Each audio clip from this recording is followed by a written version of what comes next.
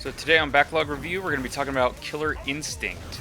I've been curious about this game since it launched on the Xbox One, and back then I watched like a bunch of videos about it, and it always sort of stuck around in the back of my head, but I was never able to play it because I didn't have an Xbox One. Now, 6 years later in 2020, I've been given the opportunity to be able to play the complete game on PC, and I think the game is awesome.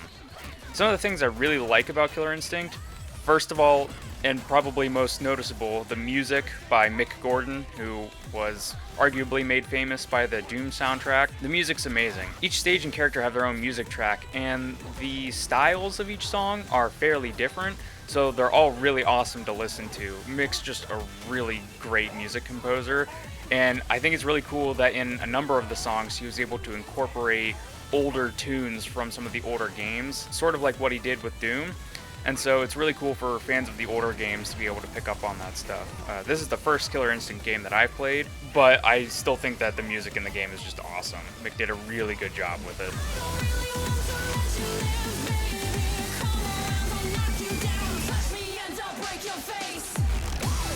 The characters in the game are all really interesting and creative. When it comes to fighting games, I like more of the Mortal Kombat approach, where it's like these like ninjas and robots and all these really creative different fighters, and Killer Instinct is pretty close to Mortal Kombat when it comes to that. Some of the characters that I really liked the look of were Glacius, Cinder, Fulgor, and Hisako. I think they're all really cool, and because each of the characters have different play styles, whether they're better at farther ranges or up close and personal, playing as new characters is always sort of refreshing. Personally, I liked playing the ones that get up in your face like Saberwolf or Jago. I think all of them are really cool. And seeing as this is the complete version of the game, all the DLC fighters are included in the roster, so it's a pretty large roster. I think it's somewhere between 20 and 30 characters or so. It's also cool seeing a lot of Microsoft guest fighters like Arbiter from Halo and Rash from Battletoads. Douse your flames.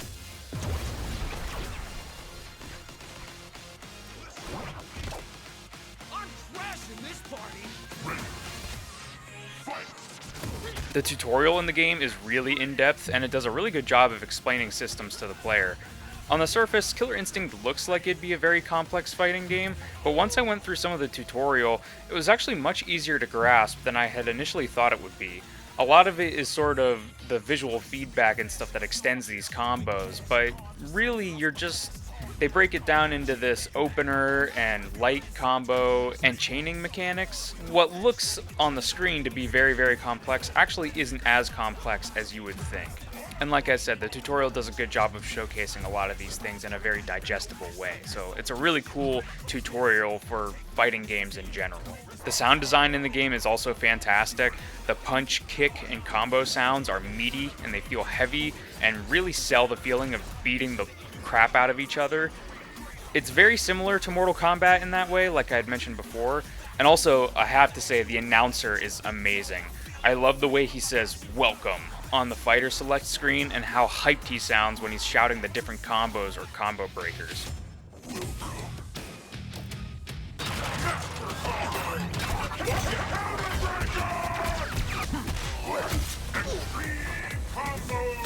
The little visual flourishes and VFX are nice as well. The game shows its age a little bit, it's a little rough around the edges, but the particle effects going off when the characters use special moves still look great. And the lighting is also pretty good for a fighting game. I do like a lot of the stages in the game. I think they look visually awesome. They're a little bit forgettable at times, or like they sort of blend together for me, but I really like the industrial factory level. The level that's a beach with a giant Viking ship that burns throughout the match is really cool. And I really like the rooftop of TJ Combo's boxing gym. Some of those stages are really awesome looking, and I like how the background changes throughout the match. And lastly, the ultra combos are really cool. I love how the hits sync up to a little song for each character. I love how skilled players can continue the combo after the song ends and chain into another one. And I love the announcer shouting ultra combo when it comes to a close. It's a really cool way to end a fight.